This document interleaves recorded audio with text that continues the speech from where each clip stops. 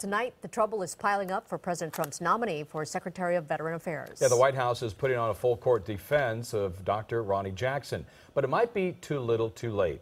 KCO9 political reporter Bryan has the latest on those allegations against Jackson. Some new ones came up today, right? That's right. The list is growing, it seems, by the day. The doctor says, hey, just give me a chance to defend myself. The charges range from passing out during a presidential trip after a night of drinking to passing out opioids and other prescription drugs so openly that they called him the Candy Man.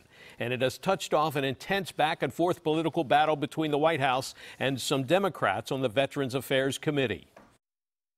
I can answer the questions, absolutely. I'm looking forward to rescheduling the hearing and answering everyone's questions. Dr. Ronnie Jackson, the White House physician whom President Trump has nominated to become the Secretary of Veterans Affairs, is facing a new round of allegations of inappropriate behavior compiled by the Democratic staff of the Veterans Affairs Committee and distributed to reporters Wednesday afternoon.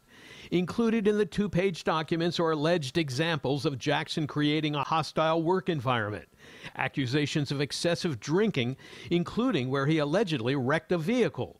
Jackson has adamantly denied it ever happened, and he's also being accused of improperly dispensing medications, including the opioid Percocet, reportedly panicking his medical staff, which could not account for the missing drugs. That earned him the nickname of the Candy Man.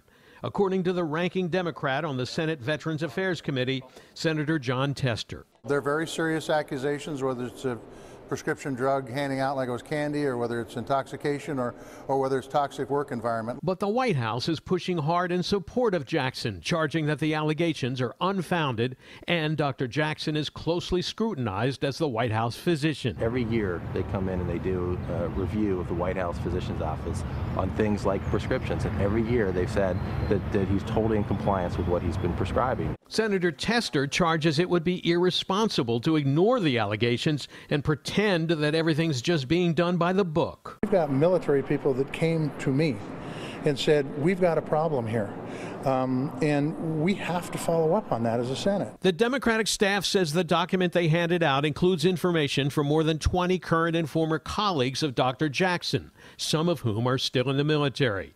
That includes the allegation that White House staff went to Jackson's hotel room looking for medical supplies during a trip in the Obama administration. But they found Jackson passed out after a night of heavy drinking. Dr. Jackson's record as a White House physician has been impeccable. At the Wednesday White House briefing, the administration went all out for Jackson, including their own press packet. Handwritten notes from President Trump, which read, Dr. Jackson is a great doctor and healer, 2-star material. And an evaluation from President Obama in 2014 supporting an immediate promotion for Jackson. In fact, because Dr. Jackson has worked within arm's reach of 3 presidents, he has received more vetting than most nominees. But while the Veterans Committee Democrats have been leading the charge here, even some Republicans now acknowledge they have some doubts about whether Jackson is qualified to run a massive federal agency like Veterans Affairs, and are frustrated by a lack of information from the White House. A lot of us had questions about lack of experience. We obviously didn't know about any of these allegations. All I can say is that there's been a history here of people coming to the Hill not very well vetted. I'm looking forward to getting it back on track. As for Dr. Jackson, he says he just wants a fair chance to tell his side of the story and set the record straight. The Veterans Committee chairman says that's just what he'll get. So I'm going to do it to make sure we have an open, fair hearing for the American people. Now, Dr. Jackson was scheduled to testify at the Veterans Affairs Committee hearing yesterday, but the committee leaders called off the hearing to allow more time to investigate the growing list of charges and allegations.